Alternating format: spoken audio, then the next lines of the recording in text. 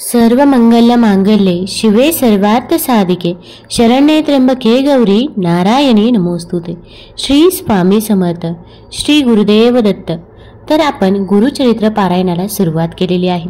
तर आज आपण गुरुचरित्रमधील अध्याय 10 ते अध्याय 21 याचा मराठी भावार्थ बघणार आहोत। त्यामुळे व्हिडिओ स्किप न करता शेवटपर्यंत जरूर बघा। चॅनलमध्ये नवीन असाल तर चॅनल लाईक करा आणि सबस्क्राइब देखील करा। तसेच कमेंटमध्ये श्री स्वामी समर्थ किंवा श्री गुरुदेव दत्त लिहायला विसरू नका, जेणेकरून आपल्याला देखील स्वामी महाराजांचा दत्त महाराजांचा आशीर्वाद हा प्राप्त होईल। गुरुचरित्र पारायण केल्यामुळे आपल्या सर्व इच्छा मनोकामना पूर्ण होतात। अध्याय 10। काश्यप गोत्राचा एक वल्लभेश नावाचा सुशील व सदाचरणी ब्राह्मण होता। तो व्यापार करून अर्थार्जन करत असे। दरवर्षी तो कुरवपुराला यात्रेनिमित्त श्रीपाद स्वामींच्या दर्शनासाठी नियमित जात असे। त्याने एकदा श्रीपाद चरणी नवस केला की मला व्यापारामध्ये बरकत येऊन अधिक धनलाभ झाला तर मी यात्रेनिमित्त कुरवपुरास येईन, तेव्हा सहस्र ब्राह्मणांना इच्छा भोजन घालेन। अशा प्रकारे श्रीपाद चरणी संकल्प करून त्यांच्या चरणी नतमस्तक होऊन परत आपल्या गावी निघून आला। व्यापारासाठी ज्या ज्या ठिकाणी तो गेला तिथे त्याने सचोटीने व्यापार करून खूप धन संपत्ती मिळवली। यात्रेला निघण्याआधी त्याला आपण केलेल्या संकल्पाची आठवण झाली। त्याप्रमाणे भरपूर धन घेऊन व मदतीला काही नोकर घेऊन तो निघाला। त्या नोकरांनी त्याचा विश्वास संपादन केला। आपापसात संगनमत करून वाटेत एका जंगलामध्ये रात्री मुक्कामाला थांबले असता त्यांनी त्या ब्राह्मणाचा शिरच्छेद केला व त्याच्याजवळ सर्व धनसंपत्ती घेऊन ते जाऊ लागले। इतक्यात कुरवपूर निवासी श्रीपाद स्वामी एका जटाधारी साधूच्या वेशेत हातात त्रिशूळ व खडग घेऊन प्रकट झाले व त्यांनी त्या चोरांना मारण्यास सुरुवात केली। त्यातील एका नोकरास ब्राह्मणाचा वध झाल्याचे पाहून खूप वाईट वाटले। तो काकुळतीला येऊन त्या साधू पुरुषांच्या पाया पडून त्यांची विनवणी करू लागले। जरी मी या नोकरांबरोबर होतो तरी माझा या ब्राह्मणाला मारण्याच्या कटात सामील होण्याचा हेतू नव्हता, तरी कृपया आपण मला मारू नये अशी मी आपणास विनंती करतो। स्वामींनी त्या नोकराला जीवनदान दिले व त्या ब्राह्मणाच्या अंगावर विभूती प्रोक्षण करून त्याला पुन्हा जिवंत केले। तसेच तो ब्राह्मण शुद्धीवर येईपर्यंत त्याचे व त्याच्या संपत्तीचे रक्षण करण्यास त्या नोकरास सांगून ते अदृश्य झाले। हा सर्व प्रसंग पाहून तो नोकर विस्मयचकित झाला व ब्राह्मण शुद्धीवर येईपर्यंत तेथे बसून राहिला। थोड्या वेळाने सूर्योदय झाला तेव्हा त्याने ब्राह्मणास हलवून त्याच्या तोंडावर पाणी शिंपडून त्याला शुद्धीवर आणले। ब्राह्मणाला ते नोकर मेलेले पाहून अचंबा वाटला। त्याच्याजवळ बसलेल्या नोकराने घडलेला सर्व प्रकार त्याला सांगितला। सर्व धनसंपत्ती त्याने ब्राह्मणाच्या स्वाधीन केले। ब्राह्मण त्या नोकराबरोबर कुरवपुरास आला। तेथे श्रीपाद स्वामींच्या पादुकांचे यथासांग पूजन केले। केवळ श्रीपाद स्वामींच्या आशीर्वादामुळे आपण या संकटातून वाचलो व आपला पुनर्जन्म झाला याची खात्री पटली। नोकराच्या मदतीने त्याने सहस्र ब्राह्मणांना इच्छा भोजन घालून आपला संकल्प पूर्ण केला। त्या नोकरास थोडे धन बक्षीस देऊन त्याचबरोबर तो आपल्या गावी परत आला। अध्याय 11। पूर्वी कुरवपूर येथे जी विप्र श्री शनिप्रदोष समयी शिवपूजा करत असे व श्रीपादांची पूजा करत असे तो कथाभाग अध्याय 8 मध्ये आहे। त्या विप्र स्त्रीचा कालांतराने मृत्यू झाला। पुढील जन्मात ती कारंज गावाला वाजसनीय शाखेच्या ब्राह्मण कुळात जन्माला आली। तिच्या जातकाप्रमाणे तिचे नाव तिच्या मातापित्यांनी अंबाभवानी असे ठेवले। ती आपल्या मातापित्यांच्या प्रेमळ सहवासात वाढत होती। पुढे ती उपवर झाल्यावर त्यांनी तिचा विवाह त्याच गावातील माधव नावाच्या एका सत्शील शिवभक्त ब्राह्मणाबरोबर लावून दिला। अंबाभवानी आपल्या सासरी आनंदाने व सुखाने नांदत होती। पूर्वजन्मीच्या वासनेप्रमाणे तिला ईश्वर पूजनाची खूप आवड होती। प्रदोष समयी ती पतीसह मनोभावे शिवपूजा करत असे। वयाच्या 16व्या वर्षी ती गरोदर राहिली। तिला उत्तम डोहाळे लागले। ती ब्रह्मज्ञान बोलत असे। ईश्वर चिंतनात सदोदित मन गुंतवत असे। 9 महिने पूर्ण झाल्यावर तिला मुलगा झाला। जन्मताच त्या बालकाने ओंकाराचा उच्चार केला। ज्योतिषी लोकांनी ग्रह उपयोग पाहून त्याचे भविष्य सांगितले। हा मुलगा मोठा योगी पुरुष होणार आहे। त्याच्या मार्गात कोणताही अडथळा आणू नका। सर्व काही त्याच्या मनाप्रमाणे होऊ दे। याच्या केवळ दर्शनाने पतित लोक पावन होतील ही वार्ता गावातील सर्व लोकांना समजली व त्याला पाहण्यासाठी सर्वजण येऊ लागले। मुलगा 10 दिवसाचा झाल्यावर माधवाने त्याचे नामकरण केले। त्याचे पाळण्यातील नाव शालग्राम देव असे ठेवले व नक्षत्र नाव नरहरी असे ठेवण्यात आले। पती पत्नी प्रेमाने त्या मुलाचे संगोपन करत होते। एके दिवशी अंबाभवानी आपल्या पतीला म्हणाली, माझे दूध मुलाला पुरेसे पडत नाही, तरी बालकाला दूध पाजण्यासाठी एखादी दाई पहावी किंवा एखादी म्हैस मिळत असेल तर आणावी। ते ऐकताच बालकाने आईच्या स्तनाला आपल्या उजव्या हाताने स्पर्श केला. त्याचबरोबर दुधाच्या धारा वाहू लागल्या. पुढे अंबाभवानी याच्याशी बोलण्याचा प्रयत्न करू लागले. तेव्हा तिच्या लक्षात आले की हा ओंकाराशिवाय काहीच बोलत नाही. म्हणून ज्योतिषाला व वैद्याला बोलवले व त्यांनी सांगितल्याप्रमाणे सर्व प्रयत्न केले, पण काही उपयोग झाला नाही. मुलाच्या समक्ष आई नशिबाला दोष देऊ लागली. तेव्हा मुलाने खुणेने माझी मुंज करा, मग मी बोलेन असे सुचवले. तेव्हा माधवाने चांगला मुहूर्त पाहून मोठ्या थाटाने नरहरीची मुंज केली. भिक्षावळीच्या वेळी आईने त्याला भिक्षा माग असे सांगितले. भिक्षा वाढली त्यावेळी नरहरीने चारही वेदांचे प्रारंभ म्हणून दाखवले. लोकांना आश्चर्य वाटले. मुलाने मी ब्रह्मचारी राहून वेदाभ्यास करणार आहे, तरी तू मला तीर्थयात्रेला जाण्याची परवानगी दे असे आईला सांगितले. हे ऐकून अंबाभवानीला खूप वाईट वाटले. आपला मुलगा मोठा झाल्यावर आपला आधार बनून आपली सेवा करील असे कोणत्याही आईला वाटणारच. हे त्यांनी मुलाजवळ बोलून दाखवले. तेव्हा नरहरी म्हणाला, आई तू वाईट वाटून घेऊ नकोस. तुला आणखीन 4 मुलगे होतील, ते तुझी सेवा करतील, परंतु त्या माऊलीचे समाधान होईना. म्हणून नरहरीने आईच्या मस्तकावर हात ठेवला. त्यामुळे तिला पूर्वजन्मीचे स्मरण झाले. आपला मुलगा नरहरी हाच आपल्याला मिळालेल्या आशीर्वादाप्रमाणे श्रीपाद श्रीवल्लभ आहे असे स्पष्ट दिसले. तिचे आनंदाने हृदय भरून आले आणि नकळत तिचे हात जोडले गेले. तेव्हा बाल नरहरी तिला म्हणाले, आई मी सांगतो ते ऐक व त्याची गुप्तता राख. कुठेही वाच्यता करू नको. आम्ही यती संन्यासी आहोत, संसारापासून अलिप्त आहोत. मी सर्व तीर्थस्थानात संचार करणार आहे, तरी मला अडवू नकोस. तेव्हा अंबाभवानी नरहरीला म्हणाली, धर्मशास्त्रात सांगितल्याप्रमाणे बालकाश्रम, गृहस्थाश्रम, वानप्रस्थाश्रम व शेवटी संन्यासाश्रम स्वीकारावा असे आहे. आईचे वचन ऐकून त्यांनी तिला तत्वज्ञान सांगितले. अध्याय 12. अंबाभवानी आपल्या मुलाला आपापल्या परीने बालपणी संन्यास घेण्यापासून परावृत्त करण्याचा प्रयत्न करते. तेव्हा नरहरी आपल्या मातेला समजावून सांगतात, आई जीवितीचा काही भरोसा नाही, म्हणून म्हातारपणाची वाट न पाहता जोपर्यंत शरीर सदृढ आहे तोवर पुण्यमार्गाचे आचरण करावे आणि मला संसार धनदौलत याची कशाचीच आसक्ती नाही. संसार हा स्वप्नासारखा आहे. मोगऱ्याचे फूल जसे फुलून लवकरच कोमसते तसाच हा देह आहे. अशा प्रकारे वेगवेगळी उदाहरणे देऊन आपल्या मातापित्यांची समजूत घातली. मुलाचे बोलवचन ऐकून आई त्याला म्हणाली, तू आम्हाला सांगितलेले पटते, परंतु याची खात्री वाटत नाही. तेव्हा तू दिलेल्या वचनाप्रमाणे जोपर्यंत मला आणखी पुत्ररत्न प्राप्त होत नाही तोपर्यंत तू इथेच राहावीस. तू आमचा पुत्र नसून आमचे कुलदैवत आहेस. तुझ्या वचनाची आम्हाला साक्ष पटू दे. नरहरी 1 वर्ष तिथे आई वडिलांजवळ राहिले. त्या कालावधीत त्याने अनेक विद्वानांना वेदशास्त्रे शिकवली. नरहरीच्या वचनाप्रमाणे त्याच्या मातेला जुळे पुत्र प्राप्त झाले. ते 3 महिन्याचे झाल्यावर नरहरीने आपल्या मातापित्यांचा निरोप घेण्याचे ठरवले. निरोप घेते समयी साक्षात दत्तात्रेय स्वरूपात त्यांना दर्शन दिले आणि पुन्हा 30 वर्षांनी मी आपल्या भेटीस येईन असे सांगितले. तसेच या जन्मात तुम्हाला आणखी 2 पुत्र व कन्या प्राप्त होईल असे सांगितले. असे अभिवचन देऊन नरहरी तेथून लगेच निघाले. पुढे ते काशी क्षेत्रास गेले. तिथे कृष्ण सरस्वती नावाच्या वयोवृद्ध संन्यासी यतीने संन्यास धर्माचे पुनर्जीवन करून लोकोद्धार करण्यासाठी त्यांना संन्यास घेण्यास आग्रह केला. तेव्हा नरहरीने कृष्ण सरस्वतींचा अधिकार ज्येष्ठत्व लक्षात घेऊन त्यांच्याकडून संन्यास ग्रहण केला. तेव्हापासून नरहरी नरसिंह सरस्वती या नावाने ओळखले जाऊ लागले. नरसिंह सरस्वती यांच्या प्रभावाने अनेक लोक त्यांचे शिष्य झाले. माधव सरस्वती हा त्यांचा प्रिय शिष्य होता. अध्याय 13. प्रयाग येथे माधवाला दीक्षा देऊन नंतर तीर्थयात्रा करीत श्री गुरु करंजगावला परत आले. त्यावेळी त्यांचे आई वडील 4ही भाऊ व बहीण त्यांना भेटायला आली. गावातील सर्व नागरिक त्यांच्या दर्शनासाठी जमले. सर्वांना खूप आनंद झाला. श्री गुरूंना त्यांचे आई वडील आमचा उद्धार करा असे म्हणू लागले.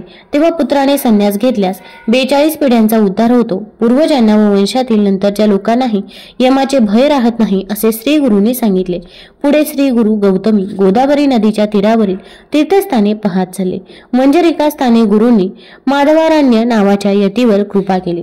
स्वामींनी त्याला निजरूप दर्शन दिले व नरसिंहाचे प्रत्यक्ष दर्शन होईल असा आशीर्वाद दिला.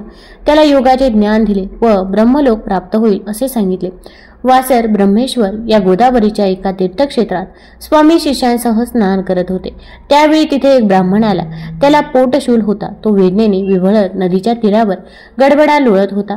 त्याची पोटदुखी फार तीव्र होती. तो जेवला की त्याचे पोट दुखायचे. अन्न माझे शत्रू झाले आहे, तेव्हा आता मेलो तर बरे होईल असा मनाशी निश्चय करून तो पोटावर दगड बांधून पूर्व आयुष्यात केलेली कर्मे आठवत नदीत जीव देण्यासाठी जात होता. तोच गुरूंनी त्याला पाहिले व त्यांनी शिष्यांना सांगितले, त्या ब्राह्मणाला इकडे घेऊन या. गुरु आज्ञेप्रमाणे शिष्यांनी त्या ब्राह्मणाला नदीतून बाहेर काढले. श्री गुरूंच्याकडे घेऊन गेले. श्री गुरूंनी त्याची विचारपूस करून आत्महत्येचे पातक करण्यापासून त्याला परावृत्त केले व सांगितले, तुझ्या व्याधीवर माझ्याजवळ औषध आहे. तू जीव देऊन महापाप करू नकोस. मी तुला औषध देऊन या व्याधीतून मुक्त करतो. तेवढ्यात सायदेव नावाचा एक ग्रामाधिकारी ब्राह्मण तेथे आला. तेव्हा श्री गुरु सायदेवाला म्हणाले, मी याला औषध देतो. याला अनरसे व उडदाचे अन्न, दुधाची खीर खायला घाल. यामुळे त्याचे दुखणे समूळ नष्ट होईल. याला लवकर घरी घेऊन जा. तेव्हा गुरुवचनाचा स्वीकार करून त्यांच्या पाया पडून सायदेव त्यांना म्हणाला, आपणही भिक्षेसाठी माझ्याकडे यावे. गुरूंनी त्याच्या आमंत्रणाचा स्वीकार केला. जाकाही नावाची त्या सायदेवाची पतिव्रता पत्नी होती. त्या दोघांनी गुरूंची पूजा केली. त्याने मनपूर्वक भोजन पात्रे मांडली. अनेक प्रकारची पक्वाने, अनारसे, उडदाचे पदार्थ, अष्टविध पक्वाने साखरेसह वाढली. श्री गुरु आनंदाने भोजन करू लागले. त्या पोटशूळ असलेल्या ब्राह्मणाने मनापासून भोजन केले. श्री गुरूंच्या कृपादृष्टी त्याची व्याधी गेली. ज्या ब्राह्मणाचे अन्नाशी शत्रुत्व होते तेच अन्न गुरुकृपेमुळे त्याला औषध ठरले व त्याचे दुखणे गेले. ज्याच्यावर गुरुकृपा होते त्याचे जन्मांतरेचेही दोष जातात. तसेच तिथे शारीरिक व्याधी कुठून राहणार. अध्याय 14. सायदेवाने केलेल्या पूजेने व संतुष्ट होऊन श्री नरसिंह सरस्वतींनी त्याला वरदान दिले. सायदेवाने श्री गुरूंना विनवणी केली, मी ज्याची नोकरी करतो तो यवन अत्यंत क्रूर आहे. तो दरवर्षी ब्राह्मणांना ठार मारतो. मला आज त्यासाठीच बोलवले आहे. मी त्याच्याकडे गेलो तर तो माझे निश्चितच प्राण घेईल. तरी कृपया या संकटातून मला मुक्त करावे. हे ऐकून श्री गुरूंनी त्याच्या मस्तकावर अभयहस्त ठेवला व तू निश्चितपणे यवनाच्या भेटीत जावे असे सांगितले. तू परत आल्यावरच आम्ही पुढील यात्रेस निघू असे आश्वासन दिले. त्याप्रमाणे ब्राह्मण यवनाकडे गेला. तो यवन महाभयंकर यमासारखा दिसत होता. सायदेवाला पाहताच अत्यंत क्रोधित होऊन तोंड फिरवून घरात गेला. सायदेव भयचकित होऊन श्री गुरूंचे चिंतन करू लागला. घरात जाताच त्या यवनाला अचानक निद्रेने घेरले. त्याला भास झाला की कोणी ब्राह्मण आपल्या शरीराचे तुकडे करत आहे. त्या भयंकर क्लेशाने यवन जागा झाला. त्याने मग सायदेवाला न मारताच त्याच्या पाया पडून तुला इथे कोणी बोलवले, आता लवकर परत जा असे म्हणून त्याने त्याला वस्त्रभूषणे देऊन निरोप दिला. सायदेव आनंदाने लगेच आपल्या गावी वासर क्षेत्र गंगातीरी गुरुचरणांचे दर्शन घेण्यासाठी गेला. श्री गुरूंना त्याने घडलेला सर्व वृत्तांत सांगितला. श्री गुरु संतुष्ट होऊन दक्षिणेतील तीर्थक्षेत्री जाण्यास निघाले. तेव्हा सायदेव श्री गुरूंना म्हणाले, आपली भक्तवत्सल्य अशी कीर्ती आहे, तेव्हा मी आपल्या सेवेत अखंड राहण्यासाठी आपल्याबरोबर येऊ इच्छितो. तेव्हा श्री गुरु त्याला म्हणाले, मला दक्षिणेत तीर्थयात्रेला जाणे काही कारणाने आवश्यक आहे. मी तुला 15 वर्षांनी पुन्हा दर्शन देईन. तेव्हा तू मला पुत्र पौत्र व स्त्रीसह भेट. चिंता करू नकोस, सुखाने संसार कर. अशा प्रकारे सायदेवाचा निरोप घेऊन श्री गुरु वैजनाथ क्षेत्री गेले. अध्याय 15. श्री गुरूंचा महिमा प्रकट झाला. त्यामुळे अनेक लोक त्यांच्या भजनी लागले. आपल्या कामना पूर्ण व्हाव्यात म्हणून त्यांच्या दर्शनास येऊ लागले. त्या चांगले वाईट धूत सगळेच गुरुपाशी येत होते. सारे शिष्य होऊन पाहत होते. नाना जातीचे लोक येऊन वरदाने मागतील म्हणून श्री गुरु गुप्त रूपाने राहिले. स्वतः परमेश्वर भक्ती पाहून योग्यतेप्रमाणे वर देतो म्हणूनच श्री गुरु तेथे गुप्त रूपाने राहिले. सर्व शिष्यांना त्यांनी एकत्र बोलवले व तीर्थयात्रेत जाण्यास सांगितले. सर्व तीर्थे करून तुम्ही श्रीशैल येथे मला भेटावे असे सांगितले. तेव्हा श्री गुरूंना शिष्य म्हणाले, तुमच्या दर्शनानेच आम्हाला तीर्थयात्रा घडतात. श्री गुरूंच्या चरणापाशी सर्व तीर्थे असतात असे वेदांमध्ये व शास्त्रांतही सांगितले आहे. तरी श्री गुरु त्यांना सूचना देऊ लागले, तुम्ही संन्यासी आहात. 5 दिवसांपेक्षा जास्त वेळ एका ठिकाणी राहू नये. संन्यास घेतल्यावर माणसाने सर्व तीर्थे पाहावी व मग एका स्थानी स्थिर चित्त करून राहावे हेही शास्त्रात सांगितले आहे. असे सांगून त्यांनी भारतातील सर्व तीर्थक्षेत्रांची व नद्यांची महती सविस्तर समजावून सांगितले. आमचे विशेष सांगणे असे आहे की तुम्ही धर्माचे आचरण जास्तीत जास्त करावे, मग आम्हा जवळ यावे. बहुधान्य नाम संवत्सर आले की आम्ही श्रीशैल क्षेत्री येऊ. तिथे तुम्ही सर्व शिष्यांनी आम्हाला भेटावे असा सर्व शिष्यांना श्री गुरूंनी उपदेश केला. तेव्हा सर्व शिष्य त्यांच्या पाया पडू लागले आणि म्हणाले, तुमचे वाक्य आम्हाला परिसासारखे आहे. जो गुरु आज्ञा पाळत नाही तो यमपुरीत अखंड नरक यातना भुगतो. तेव्हा आम्ही श्रद्धापूर्वक सर्व तीर्थे करून येतो. शिष्यांचे बोलणे ऐकून श्री गुरूंनी त्या सर्वांना समान रीतीने उद्देशून प्रथम काशी क्षेत्री जाऊन गंगेची सेवा करावी व तिथून यात्रेस सुरुवात करावी असे सांगितले. नंतर श्री नरसिंह सरस्वती वैजनाथ येथे गुप्तपणे राहू लागले. अध्याय 16. सर्व शिष्य तीर्थयात्रेला गेल्यावर स्वतः सिद्धमुनी गुरुसेवेसाठी श्री गुरूंच्या जवळ राहिले. श्री गुरु वैजनाथ येथे 1 वर्ष होते तेव्हा एक ब्राह्मण श्री गुरूंच्याकडे आला आणि म्हणाला, महाराज, माझे मन स्थिर नाही. मला माझे गुरु फार टाकून बोलतात, क्रोध करतात, वेदशास्त्र न शिकवता इतर गोष्टी करायला सांगतात. मला त्याचा वीट आला आहे. मी त्यांना सोडून आपल्या चरणाशी आलो आहे. तेव्हा मला उपदेश करा व ज्ञान द्या. तेव्हा श्री गुरु म्हणाले, ब्राह्मणा, तूच स्वतः आपले अहित करून घेत आहेस. तू स्वतःचे गुण अवगुण काय आहेत याचा विचार करत नाहीस. तुला ज्ञान कसे मिळणार? आपल्या गुरूंचे तू दोष सांगतोस. तुझे मन स्थिर होणार नाही. जो कोणी मनुष्य गुरूंचा द्वेष करणारा असतो त्याला इह व परलोक काहीच लाभत नाही. जो गुरु सेवा करतो जाणतो त्याला सर्व ज्ञात होते. गुरु संतुष्ट झाला तरच वेदशास्त्र समजते. अष्टसिद्धी आपल्याला वश होतात. गुरु हाच ब्रह्मदेव, गुरु हाच शंकर, गुरु हाच नारायण स्वरूप आहे. मनाचा निर्धार करून गुरु सेवा करावी. अशा प्रकारची गुरु सेवा करण्याने तो प्रसन्न झाला तर तत्काळ सर्व ज्ञान तो शिष्याला देऊ शकतो. त्यांनी धौम्य ऋषींचे 3 शिष्य गुरुकृपेस कसे पात्र ठरले त्याची पुढील कथा सांगितली. धौम्य ऋषी आपला एक शिष्य वेद याला म्हणाले, तू आता शेतात जा व तेथील पिकाचे रक्षण कर. शेतातील धान्य आश्रमात घेऊन ये. गुरु आज्ञाप्रमाणे तो शेताकडे गेला आणि शेतातील तयार झालेल्या धान्याची तेथील नोकरासह कापणी, जोडणी वगैरे कामे करू लागला. धान्य पोत्यामध्ये भरून ठेवले. ते आश्रमात आणण्यासाठी गुरुनी त्याला एक गाडा दिला. त्याला रेडा जुंपला व तो शेतातून धान्य आणण्यासाठी गेला. शेतातील 2 खंडी भात त्याने गाड्यावर ठेवले. एकीकडे रेडा व दुसरीकडे स्वतः असे दोघे मिळून गाडा आश्रमात आणू लागले. वाटेत एका ठिकाणी तो रेडा चिखलात रुतला. त्याला गाड्याच्या वजनामुळे पुढे जाता येईना, परंतु गाडा ओढताना त्याच्या गळ्याला फास बसू लागला, म्हणून त्याने रेड्याला गाड्यापासून सोडवले. शिष्याने केलेल्या प्रयत्नांची पराकाष्ठा पाहून गुरु त्याच्यावर प्रसन्न झाले. त्याला आलिंगन देऊन तू वेदशास्त्रात पंडित होशील असा आशीर्वाद दिला. नंतर गुरु आज्ञेप्रमाणे तो आपल्या घरी गेला. अशा प्रकारे धौम्य ऋषींनी अरुणी व उपमन्यू या आपल्या इतर 2 शिष्यांची सुद्धा परीक्षा घेतली. त्यांची गुरुनिष्ठा व प्रेम पाहून त्यांनाही वेदशास्त्र संपन्न केले.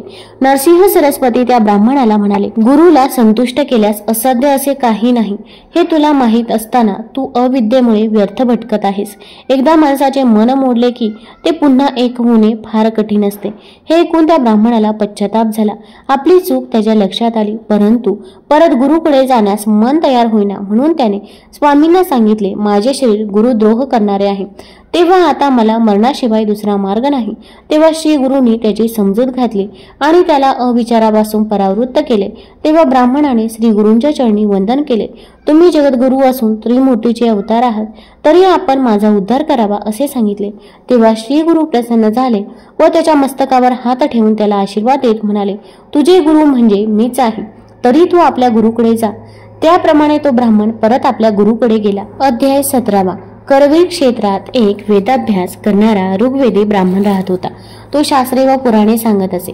त्याची कीर्ती संपूर्ण गावात झाली होती. शास्त्रे आणि व्याकरण याचे त्याला संपूर्ण ज्ञान होते. तो निष्ठेने अनहिक व नित्य कर्माचे आचरण करत असे. त्याला एक पुत्र झाला, परंतु तो जन्मापासून मंदबुद्धीचा होता. दुर्दैवाने काही वर्षांनी त्या बालकाचे आई वडील दुःखी, असमाधानी, अस्वस्थेत कालावत झाले, म्हणून तो आपल्या आजोळी आजोबा आजीकडे राहू लागला. तो 7 वर्षाचा झाला तेव्हा त्याच्या आजोबांनी त्याची मुंज केली. आजोबांनी त्याला संध्या गायत्री मंत्र शिकवण्याचा प्रयत्न केला, परंतु शिकवलेले त्याच्या काहीच लक्षात राहत नसे. तेव्हा तो वेदाभ्यास तरी कसा करणार?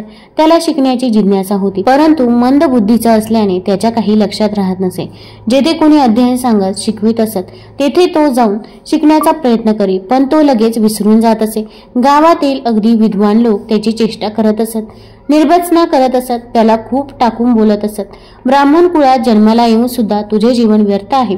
ज्याला विद्या असते तोच लोकात मोठा मानला जातो. विद्या ही ब्राह्मणाची ठेव आहे. ज्याच्याजवळ विद्या असते त्याला जीवनातील सर्व सुखे मिळतात. तो यशस्वी होतो. एखादी व्यक्ती वयाने जरी मोठी असली तरी त्याला विद्या प्राप्त नसेल तर तो समाजात पूज्य ठरत नाही. त्या गावातील ब्राह्मणांना त्याने विचारले, माझी शिकण्याची खूप इच्छा आहे, तेव्हा त्या परिस्थितीत मी काय करावे? आपल्याकडूनच मला प्रेरणा व मार्गदर्शन व्हावे अशी मी आपणास विनंती करतो. तेव्हा ते ब्रह्मरुंद उपवासाने त्याला म्हणाले, तुला विद्या प्राप्त होण्यासाठी पुनर्जन्म घ्यावा लागेल. या जन्मात तुला विद्या प्राप्त होणे शक्य नाही. हे ऐकून तो बालक अत्यंत निराश झाला व तो गाव सोडून जाण्यास निघाला. वाटेत अरण्यातून जात असताना अनेक वाईट विचार त्याच्या मनात येऊ लागले. तो खिन्न मनाने जात असताना त्याला वाटले, मला सगळे लोक दूषणे देतात, आता मी जगून काय उपयोग आहे? जीव देण्याशिवाय मला आता दुसरा मार्गच नाही. असा विचार करत तो चालत असताना भिलवडी गावात आला. पोटात काही अन्न नाही. रात्रीची वेळ. अशा अवस्थेत तो गावातील जगन्माता भुवनेश्वरीच्या मंदिरापाशी आला. देवीचे दर्शन घेतले. अन्नोदक वर्ज्य करून 3 दिवस देवीच्या चरणापाशी बसून राहिला आणि हात जोडून देवीला म्हणाला, माझी जीभ छाटून तुला अर्पण करत आहे. जर तू मला दर्शन देऊन यातून मार्ग दाखवला नाहीस तर माझे मस्तक मी तुझ्या चरणी अर्पण करत. असं निर्धार करून देवीच्या पायाशी बसून राहिला. थोड्या वेळाने तो निद्रेच्या अधीन झाला तेव्हा स्वप्नात देवीने दर्शन दिले व म्हणाले, बाळा, तू माझ्यावर रागवू नकोस. कृष्णेच्या पहिल्या तीरावर लवकर जा. तेथे एका औदुंब वृक्षाखाली शंकराचेच अवतार असे महाबलशाली एक तपस्वी आहेत. ते तुझी इच्छा पूर्ण करतील. एवढे सांगून देवी अदृश्य झाली. असे नवलाचे स्वप्न पडले म्हणून तो आनंदित होऊन तेथून निघाला व कृष्णेच्या प्रभावातून पोहत पहिल्या तीरी आला. तेथे त्याला श्री गुरूंचे दर्शन झाले. त्यांचे चरणी मस्तक ठेवून मनामध्ये त्यांची प्रार्थना केली. त्यांनी प्रसन्न होऊन त्याच्या मस्तकावर हात ठेवला तेव्हा श्री गुरूंच्या स्पर्शाने त्याची जीभ पूर्ववत झाली व तत्काळ त्याला ज्ञान प्राप्त झाले. त्यांच्या हृदयात वेदशास्त्रे, पुराणे, भाष्य, व्याकरण आदी सर्व ज्ञान प्राप्त झाल्याचे जाणवू लागले. परिसाचा स्पर्श होताच जसे लोखंडाचे सोने होते तसे श्री गुरूंचा स्पर्श होताच त्याला सर्व प्रकारचे ज्ञान प्राप्त झाले. गुरु महिमा असा असतो, ते ज्या स्थानी असतात त्या स्थानाची महती तितकीच थोर असते. अध्याय 18. पंचगंगेच्या तीरी, ज्याला आता नरसिंहवाडी असे म्हणतात. नरसिंह सरस्वती 12 वर्षे राहिले. या पंचगंगा नदीची थोरवी फार आहे. शिवा, भद्रा, भोगावती, कुंभी व सरस्वती या नद्या मिळून पंचगंगा नाव प्रख्यात झाले आहे. श्री गुरूंनी गुप्तपणे राहण्यासाठी हेच स्थान निवडले. त्या तीर्थक्षेत्राचा उपयोग पुढे भक्तजनांचा उद्धार करण्यासाठी होणार म्हणून श्री गुरु तेथे प्रकट झाले. तेथे असताना श्री गुरु भिक्षेसाठी अमरापूर गावात रोज जात असत. त्या गावात एक ब्राह्मण वेदाभ्यास करणारा होता. त्याची ती श्रीपती व्रता होती. तो ब्राह्मण केवळ ब्राह्मणाकडूनच कोरडी भिक्षा घेत असे व आपली उपजीविका चालवत असे. सात्विक वृत्तीने नित्यकर्म करत असे. त्याच्या घरासमोर दारापाशी एक मोठा घेवड्याच्या शेंगांचा वेल होता. त्या वेलाच्या शेंगा कधी कधी गावात भिक्षा मिळाली नाही तर उदरनिर्वाहाच्या कामी येत असत. एके दिवशी श्री गुरु त्या विप्राच्या घरी भिक्षेसाठी गेले. त्याने त्यांचे आदराने स्वागत केले आणि भक्तीने त्यांची पूजा करून घेवड्याच्या शेंगाची भाजी करून भोजन दिले. श्री गुरूंनी ब्राह्मणाला आशीर्वाद दिला की आता तुझे दैन्य दूर झाले आहे. आता सुखाने संसार कर. असे म्हणून जाताना अंगणातील दाराजवळचा वेल तोडून टाकला व आपल्या संगमावर निघून गेले. हे पाहून त्या ब्राह्मणाची पत्नी व मुले त्या यतीश्वराला दोष देऊ लागले. तो ब्राह्मणही संतप्त झाला. आपले दैव जसे असेल तसे होईल. तो आपल्या बायका मुलांची समजूत घालू लागला. पूर्वजन्मीचा पाप पुण्याचा जसा ठेवा असेल त्याप्रमाणे आपण आपले कर्म भोगतो. दुसऱ्यांना दोष देणे मूर्खपणाचे आहे. तो आपला तारक म्हणून भिक्षेसाठी आला. त्याने आपल्या दारिद्र्य रूपी दोष नेला तेव्हा आता तोच आपल्याला तारेल. विप्राने तुटलेला वेल कृष्णेत टाकून दिला व त्या वेलाचे मूळ खोलवर गेले होते. ते काढण्यासाठी दाराजवळची जमीन खोदू लागला. वेलाचे मूळ काढताच त्याखाली त्याला एक कुंभ दिसला. तो बाहेर काढून घरात घेऊन आला. तो कुंभ उघडला असता त्याला त्या कुंभात खूप दहन दिसले. ते पाहून त्या विप्राला व त्याच्या कुटुंबाला खूप आनंद झाला. यतीश्वर प्रसन्न झाले. त्यांनी आपला शब्द खरा केला. तेव्हा तो सामान्य योगी नव्हता तर ईश्वराचाच अवतार होता त्याची त्याला खात्री पटली. तेव्हा तो लगेच आपल्या कुटुंबासह त्यांच्या दर्शनासाठी संगमावर गेला. त्याने श्री गुरूंची पूजा केली व घडलेला सर्व वृत्तांत सांगितला. तेव्हा श्री गुरु त्याला म्हणाले, ही गोष्ट गुपित ठेव. माझे स्वरूप जर तुम्ही लोकांना प्रकट केले तर ही सर्व संपत्ती नाहीशी होईल. असे सांगून श्री गुरूने ब्राह्मणाला आशीर्वाद दिला. तेव्हा जो मनुष्य दैवहीन आहे त्याने गुरूंचा आश्रय करावा. तोच त्याला पहिल्या तीराला नेईल. अध्याय 19. या अध्यायात औदुंब वृक्षाचे महत्त्व सांगितले आहे. त्याचा थोडक्यात कथाभाग असा आहे की श्री नरसिंहाने हिरण्यकशिपूचे पोट आपल्या नखांनी फाडून जेव्हा त्याला मारले तेव्हा हिरण्यकशिपूच्या पोटात असलेल्या विषाने नरसिंहाच्या नखाची आग होऊ लागली. त्यावेळी लक्ष्मीने औदुंबराची फळे आणून दिली. नरसिंहाने आपली नखे त्या फळात रोवली. त्यामुळे नखांची आग थांबली. म्हणून नरसिंहाने औदुंबराला अनेक वर दिले. श्री गुरु हे उष्ण उग्र नरसिंह मंत्राचा जप करत त्यांची उष्णता बाधू नये यासाठी ते औदुंब वृक्षाखाली बसत असत. कलियुगातील तोच कल्पतरू आहे. तसेच अमरेश्वराच्या सानिध्यात 64 योगिनी होत्या. त्या श्री गुरूंची पूजा करण्यासाठी रोज दुपारी औदुंब वृक्षाखाली बसत असत. तेथे येऊन श्री गुरूंना नमस्कार करून त्यांची सुगंधित फुलाने पूजा करण्यासाठी मंदिरात घेऊन जात असत. त्यांच्या सदनात भोजनाचा स्वीकार करून श्री गुरु पुन्हा औदुंब वृक्षाखाली येऊन बसत. श्री गुरु भिक्षा मागत नसत. तेव्हा गावातील ब्राह्मणांना आश्चर्य वाटत असे व त्यांच्या दिनचर्येविषयी त्यांच्या मनात कुतूहल निर्माण झाले. या यतीश्वरांचा खरा ठाव पाहण्यासाठी संगमावर गेले. पण दुपार झाली तशी त्यांच्या मनात भीती निर्माण झाली आणि त्यांनी आपल्या घराकडे पळ काढला. एक नावाडी तेथील नदी तीरावर आपला कामधंदा सांभाळून होता. एक दिवस त्याला असे दिसले की योगिनी श्री गुरूंच्या पूजेसाठी आल्या आहेत. त्या श्री गुरूंना पाण्यात घेऊन जात आहेत. त्यांच्यासाठी नदीचे पाणी दुभंगून त्यातून वाट निर्माण झाली. त्या नावाड्याला खूप नवल वाटले. थोड्या वेळाने त्या श्री गुरूंना घेऊन बाहेर आल्या. त्या नावाड्याची खात्री पटली की देवकन्या ज्यांचे पूजन करत आहेत ती व्यक्ती नक्कीच ईश्वरी अवतार आहे. दुसऱ्या दिवशी योगिनी परत आलेल्या त्याने पाहिल्या. श्री गुरु जेव्हा योगिनीसह नदीच्या पात्रात जाताना दिसले तेव्हा तो नावाडीही त्यांच्या नकळत त्या पात्रात गेला. त्या पात्रात रत्नखचित गोपुरे असलेले एक अप्रतिम नगर त्याला दिसले. श्री गुरु तेथे जाताच सारे नगरच आरती करण्यासाठी बाहेर आले. आतमध्ये एका महालात श्री गुरु एका रत्नजडी सिंहासनावर बसले असता श्री गुरु त्याला त्रिमूर्ती रूप दिसत होते. श्री गुरु पूजा घेऊन परत येत असताना त्यांना तो नावाडी आपल्या मागोमाग येताना दिसला. त्यांनी त्याला विचारले, तू इथे का आलास? तेव्हा तो नावाडी म्हणाला, मी सहज आपल्या दर्शनाला आलो होतो. असे म्हणून त्याने श्री गुरूंचे चरण धरले आणि म्हणाला, स्वामी आपण गिरिजा रमण आहात. संसार मायेत आम्ही गुरफटल्यामुळे आपला महिमा आम्हाला कळत नाही. तुम्ही माझा उद्धार करा. ज्या मनुष्याला आपले दर्शन होते त्याची मनोकामना पूर्ण होते. त्याचे ऐहिक व परलौकिक कल्याण आपल्या दर्शनाने व आशीर्वादाने होते. नावाड्याची विनम्रता पाहून श्री गुरु प्रसन्न झाले व त्याला म्हणाले, तुझी मनोकामना पूर्ण होईल. माझा तुला आशीर्वाद आहे. परंतु आता तू जे पाहिलेस ते कोणाला सांगू नको, नाहीतर तुझे नुकसान होईल. असे सांगून श्री गुरु औदुंब वृक्षाखाली निघून गेले. नावाडे त्यांचा निरोप घेऊन जेथे तो नौका बांधून ठेवत असे तेथे आला. त्या नौकेमध्ये त्याला द्रव्याचा मोठा ठेवा मिळाला. त्याला श्री गुरूंचे स्मरण झाले. पुढे तो ज्ञानी झाला आणि निरंतर श्री गुरूंच्या सेवेत राहिला. अध्याय 20. औदुंब वृक्षाजवळ गुप्त रूपाने गुरूंचे अस्तित्व असते याची आणखी एक कथा या अध्यायात सांगितली आहे. शिरोळ नावाच्या गावात गंगाधर नावाचा एक वेदाभ्यासी ब्राह्मण राहत होते. त्याची पत्नी सुद्धा शांत, सुशील व पतिव्रता होती. परंतु दुर्दैवाने तिला होणारे पुत्र जन्मताच मरण पावत असत. त्यामुळे ती फार दुःखी कष्टी होत असे. तिथे अनेक उपवास व व्रते केली. परमेश्वराची आराधना केली. गावातील विद्वान ब्राह्मणांना विचारले. त्यांनी तिला सांगितले, तुझ्या पूर्वकर्मानुसार हे घडत आहे. गेल्या जन्मी तू एका शौनक गोत्राच्या ब्राह्मणाकडून ऋण घेतलेस.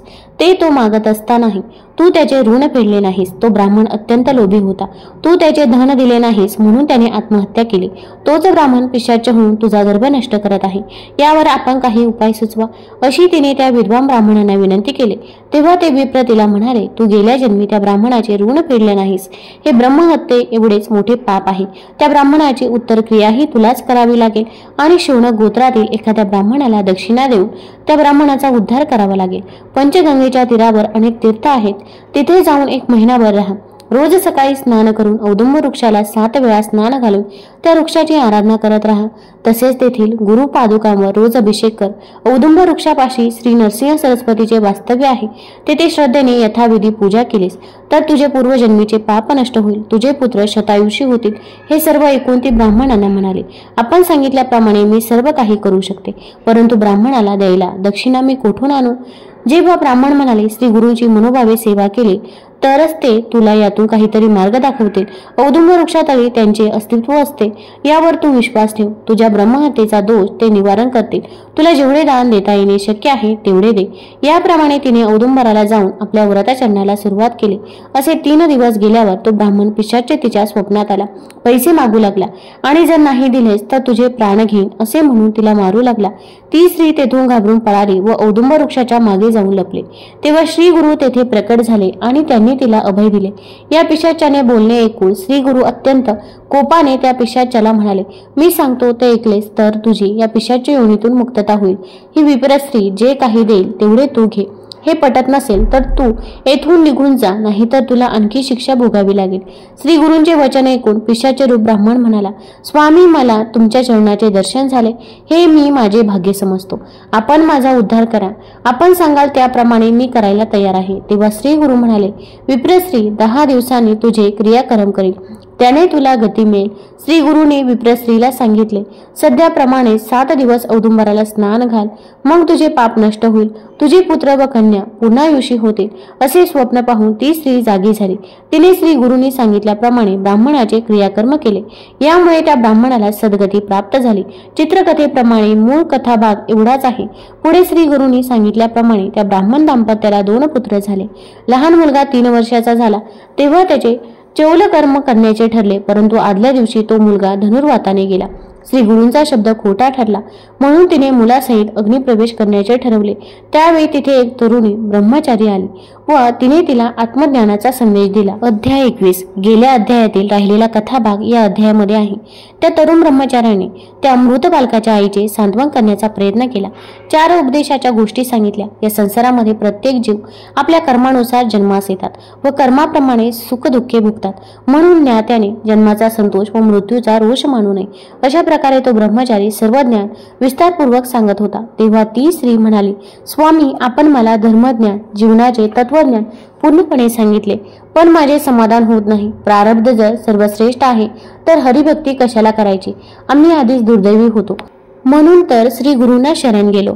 त्याने दिलेल्या अभिवचनावर आमची श्रद्धा होती। नरसिंह सरस्वती हे त्रिमूर्तींचे अवतार आहेत। त्यांनी दिलेला शब्द खोटा कसा होईल ते सांगा, तेव्हा आता मी प्राणत्याग करून तो गुरूंना अर्पण करेन। त्यांची कीर्ती सर्वत्र पसरो। तिचे बोलणे ऐकून आणि गुरुवरील दृढ श्रद्धा पाहून तो ब्रह्मचारी तिला म्हणाला, माते, तू असा त्रागा करू नकोस।